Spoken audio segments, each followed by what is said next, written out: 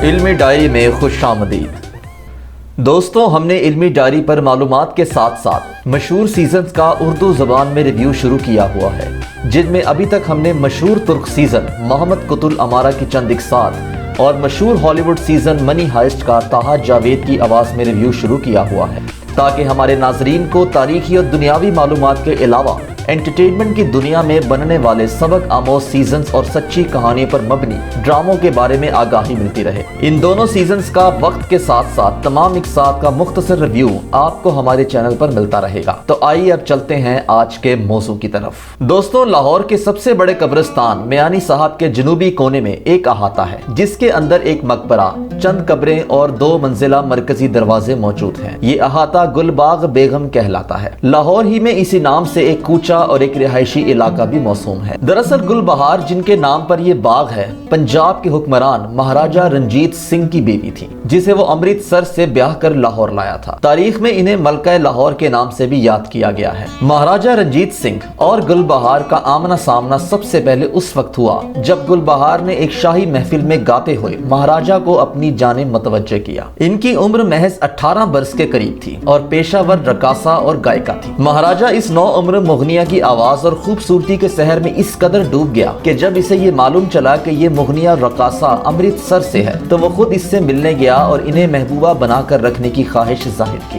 گل بہار ایک مسلم گھرانے سے تعلق رکھتی تھی، اس لیے انہوں نے رنجیت سنگھ سے کہا کہ وہ محبوبہ بن کر نہیں رہ سکتی، لیکن انہیں مہاراجہ کی بیوی بننا منظور ہے۔ مہاراجہ رنجیت سنگھ اس قدر جذباتی ہوئے کہ انہوں نے یہ پیشکش قبول کر لی اور پنجاب کے مہاراجہ نے گل بہار کے گھر والوں سے باقاعدہ طور پر ان کا ہاتھ مانگا۔ سکھ مذہب کے بڑوں نے اس بات پر بہت شور مچایا اور غم و غصے کا اظہار کیا کہ آخر کو مہاراجہ ایک سکھ تھا اور گل بہار مسلمان، لیکن اس نے کسی کی نہ سنی۔ نتیجتاً مہاراجہ کو اکال تخت یعنی امرتسر میں واقع سکھوں کی مقدس عبادت گاہ، جسے سکھ مذہب میں زمین پر خالصہ کی اعلیٰ ترین جائے حاکمیت تصور کیا جاتا ہے، وہاں بلا کر کوڑوں کی سزا سنائی گئی، جو اس نے ہنسی خوشی قبول کی اور گل بہار کے لیے کوڑے کھائے۔ دوستوں، یہ بھی کہا جاتا ہے کہ چونکہ وہ ایک بڑی سلطنت کا مہاراجہ تھا اور دوسری طرف اکال تخت کی سزا بھی پوری کرنا ضروری تھی، لہٰذا اس کے لیے خاص ریشم کا کوڑا بنایا گیا اور سزا پوری کی گئی۔ ناظرین، مہاراجہ اور گل بہار کی شادی اکتوبر 1831 میں منعقد کی گئی۔ محقق اقبال کیسر کے مطابق اس شادی کا احوال مورخ سبحان رائے اپنی ایک کتاب خلاصہ تواریخ میں تحریر کرتے ہیں۔ وہ لکھتے ہیں کہ مہاراجہ رنجیت سنگھ نے باقاعدہ طور پر مہندی لگوائی، طلائی زیورات زیب تن کیے، اپنا شاہی لباس پہنا اور ہاتھی پر سوار ہوئے۔ امرتسر کے رام باغ میں ایک بنگلہ تھا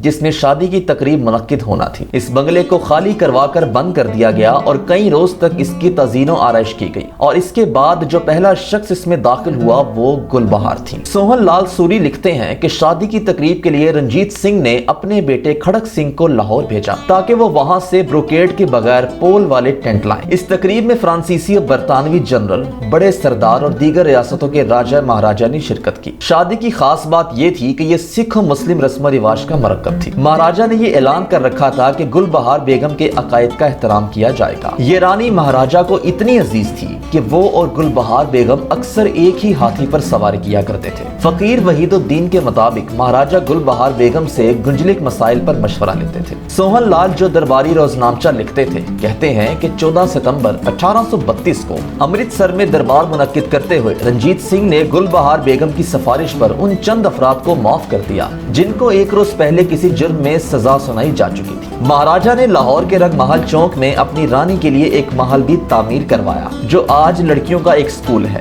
لیکن اب بھی حویلی گل بیگم کے نام سے جانی جاتی ہے۔ مہاراجہ کے دور میں گل بیگم کافی زمین جائیداد کی مالک تھی۔ شادی کے 8 سال بعد مہاراجہ کی موت ہوئی اور پنجاب انگریزوں کے قبضے میں چلا گیا، جبکہ رنجیت سنگھ کی بیگم رانی جندہ جانشین شہزادے دلیپ سنگھ کی ماں کو ملک بدر کر دیا گیا۔ سکھ سلطنت کے خاتمے کے بعد برطانوی حکومت نے مہاراجہ کی بیوی ہونے کے ناطے گل بہار بیگم کو 1200 روپے ماہوار کا وظیفہ جاری کیا، جو اس دور میں کافی بڑی رقم تھی۔ اس کے علاوہ رنجیت سنگھ کی طرف سے ملی وراثتی جائیداد سے بھی کافی آمدنی وصول ہو جاتی تھی، جس کی وہ خود نگرانی کرتی تھی۔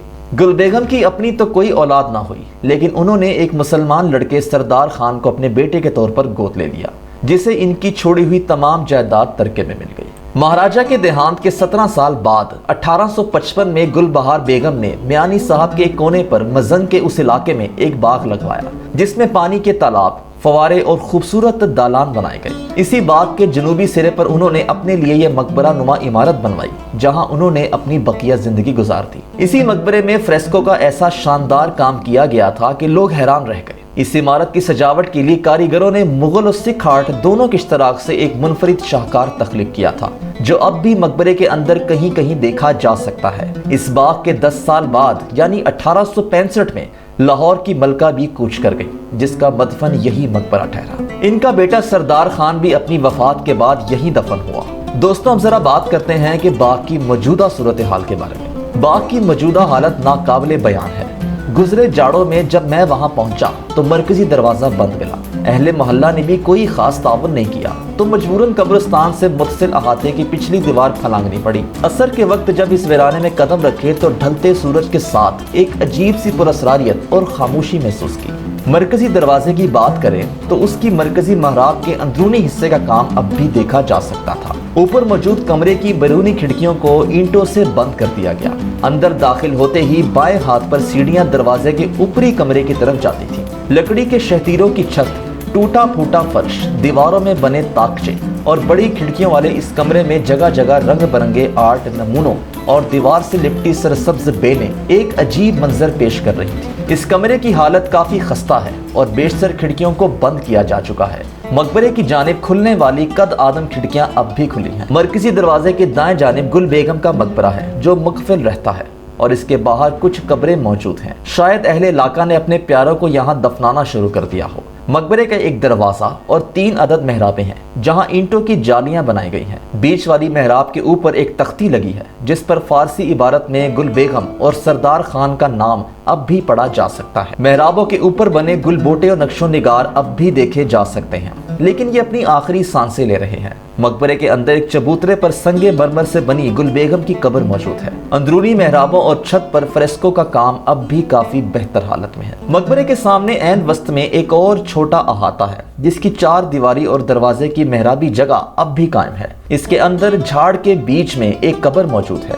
ये सरदार खान की कब्र है, जिसका कोई पुरसाने हाल नहीं। जिस जगह ये बाग मौजूद है, इसके इर्द गिर्द सरदार खान का खानदान आज भी आबाद है। बाग गुल बेगम भी उन्हीं की मलकियत है और इस इलाके को मोहल्ला गुल बेगम कहा जाता है। तो दोस्तों, इन कीमती तारीखी मुकामात की खस्ता हाली का जिम्मेदार कौन है, आवाम या हुकूमत? कमेंट में लाजमी बताइएगा।